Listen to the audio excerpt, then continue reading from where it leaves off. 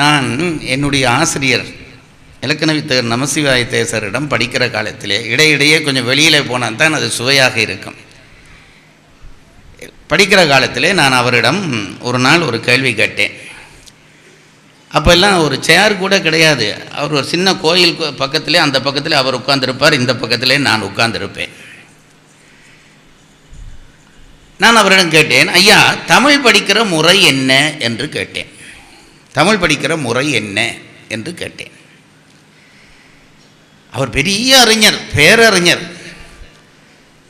அவரிடம் இருந்த சொத்திலே ஒரு 1000 பங்கு கூட என்னால் வாங்க முடியவில்லை. வாங்குகிற பை என்னிடம் இருக்கவில்லை.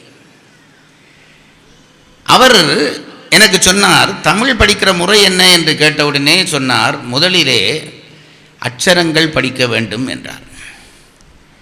எழுத்து படிக்க வேண்டும் என்கிறார். எனக்கு அது ரொம்ப ஆச்சரியமாக இருந்தது. அட்சரங்கள் படிக்க வேண்டும் ஏனென்றால் தொல்காப்பிய முதலிய இலக்கண நூல்களிலே எழுத்து பிறப்பு என்பதுதான் முதல் பகுதி. எழுத்தை சரியாக உச்சரிக்க தெரிய வேணும். தமிழ்நாட்டிலே கூட நான் அந்த குறைபாட்டை கண்டு இன்றைக்கு கவலை உறுகிறேன்.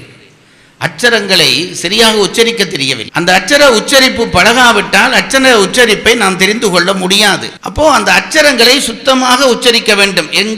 எந்த இடத்திலே நாக்கை வைக்க வேண்டும், எந்த இடத்திலே பல்லை விரிக்க வேண்டும், இதெல்லாம் சொல்லி வைத்த ஒரு விஞ்ஞானபூர்வமான மொழி நம்முடைய தமிழ் மொழி.